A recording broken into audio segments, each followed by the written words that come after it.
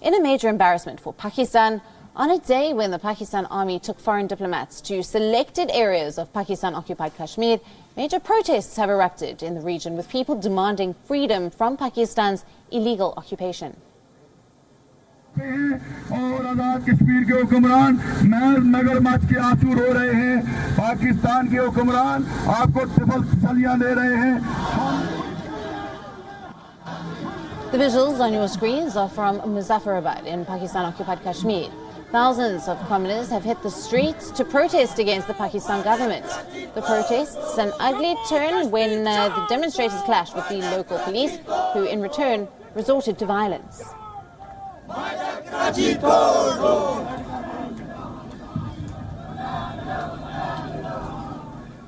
हिंसा पे हैं और आजाद कश्मीर के हुक्मरान महज मगरमच्छ के आंसू रो रहे हैं। पाकिस्तान के हुक्मरान आपको ट्रिपल सलियां दे रहे हैं।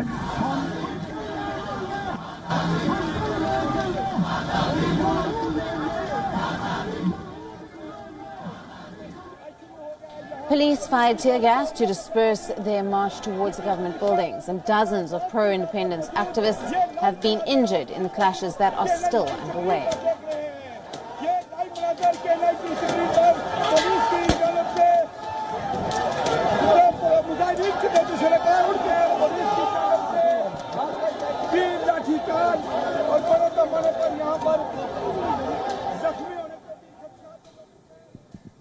Pakistan has again violated the ceasefire in Jammu and Kashmir along the line of control. People are living in a situation resembling a war zone as tension has been running high in the Kashmir Valley after India revoked Article 370. Wion, World One's Ishan Wani, travelled to Tanghar, the sector near the line of control, to bring you this exclusive report about those living on the border villages.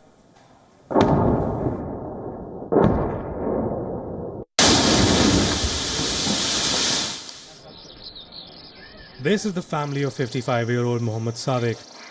He lost his life in unprovoked heavy firing on Indian civilians by Pakistan in Tanghar sector.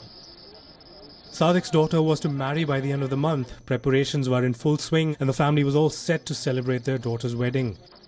Then the attack happened. The family was sleeping when the shelling began.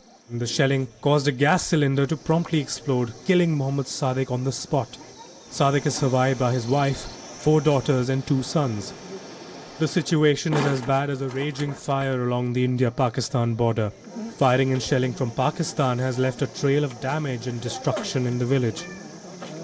This is the kitchen of that house. You can see utensils have burnt actually, and there is nobody to take them because the lone breadwinner of this family was killed in the ceasefire violation. Now this man was going to marry her 2 daughters in this particular month, but with his killing there is sadness and absolutely silence at his house. Now the family says that he was the only breadwinner for them, and it has also brought curtains to the wedding that was going to be held at the end of this month.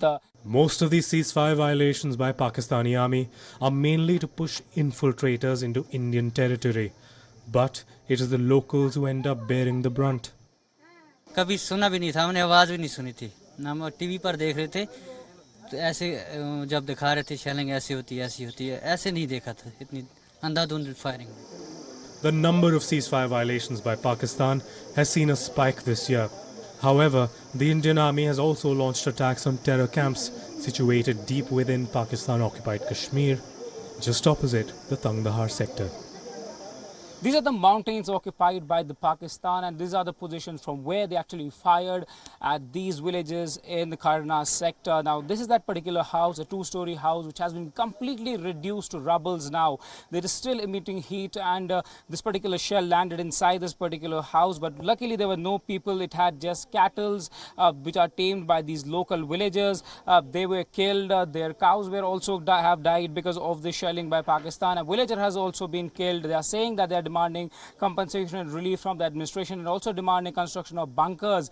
But the scenes are devastating in this village. The man who has died was collecting material for her daughter's marriage, and they were set to marriage at the end of this month. But the family is in now shock. He was there to rescue some of the stuff that he had collected for a marriage, but that got damaged due to the fire and the Pakistan shelling. Now the villagers are saying that the winter is approaching and it will be difficult for them to stay without a shelter. With camera person Feroz Shanwani for Wion, World is One. Pakistan's jailed former Prime Minister Nawaz Sharif has been hospitalized after his health deteriorated on Monday night. Prime Minister Nawaz Sharif was diagnosed with a critically low blood platelet count, due to which he was immediately hospitalized. Meanwhile, Nawaz Sharif's brother, Shahbaz Sharif, has alleged that despite his worsening health, he was not shifted to the hospital earlier. Now, he has said that Prime Minister Imran Khan will be responsible if anything happens to his brother. A large number of PMLN activists and leaders gathered outside the services hospital soon after Nawaz Sharif was shifted there. Now, they chanted slogans against Nab Lahore and Prime Minister Imran Khan, blocking the jail road.